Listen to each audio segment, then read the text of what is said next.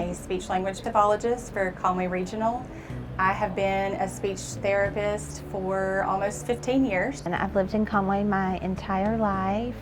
I'm an attorney. I'm Chrissy's husband. I live in Conway for most of my life. I got really sick in May of last year. May 18th of 2022 at 6:48 p.m., but who's counting?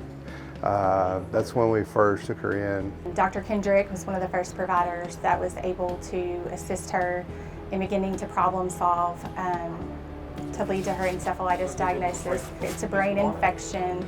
It affected her language, her ability to expressively communicate, increased confusion, and memory, then led to a complete loss of language. I remember being at home and getting a little frustrated because I've always had to be the best at everything I did, and I couldn't talk. I couldn't name my own children. So a little bit of that was frustrating. And they had told me that I wouldn't go back to work, which was not okay. So And then you told us when you were going back to work. She was calling my boss and having conversations. The first time I saw Chrissy, I just wanted to know, we know she couldn't express, but could she understand me? I had to relearn words and learn how to communicate.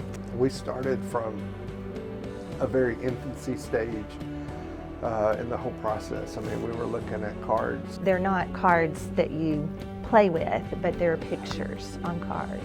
Balls and bikes, and we couldn't figure them out. She didn't know what those were. I could look at it, and it was like in my body, I knew what it was, but I could not communicate that at all. We started trying to name loved ones, her husband, her children, her own name. A huge factor in her rehabilitation was getting back into her routine and sort of forcing her brain to do things that were hard. We went from no language back to full-time as a lawyer. When you treat a lawyer that's regaining language, you do find out very quickly that they will argue their point. So the word might not be correct, but she could definitely argue why it was correct. I've seen some pretty determined people in my life, my wife being one of them, but the determination that Grayson had. This was a rare infection that I had actually never seen in my career. So almost 15 years, I was joining medical forums. Her husband was doing the same thing. He would find research, he would share it with me. I would find something, I would share it with him. So we were really working to try to figure out what we were battling. I don't think there's a textbook way to treat these patients, and what you have to do outside of the box, and Grayson did that, and I've got crazy love for her and what she did for my wife. After 1 year, I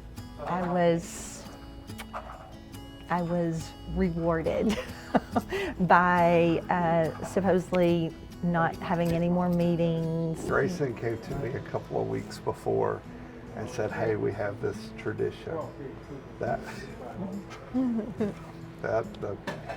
a patient gets to ring the bell, and at the end of their therapy." And I said, "That's amazing." I said, "Can I invite a few people?" We came out to ring the bell because that's something you do when you're finished. And when I came out to ring that bell, this place was full of people, and signs and flowers and t-shirts. Craig had on a t-shirt. I can't remember what it said. Chrissy's a big deal. Chrissy's a big deal. If you didn't know it. It was amazing what they had done for us here. You fought for me in a lot of ways. And then you would go home at night and learn stuff about my problem, and send me the article on the one person that we could find in the whole world that was like me or had the same thing. You just cared. You allowed me in your home. You allowed me to continue after you were done with home health. And I'm very grateful for that front row seat. I love you. They grew closer as a family because of all the things that we were going through here. And you learned ways to adapt, and they did. And so that was pretty cool to see that too. And that's the silver lining, I think, in all this, that it wasn't all negative that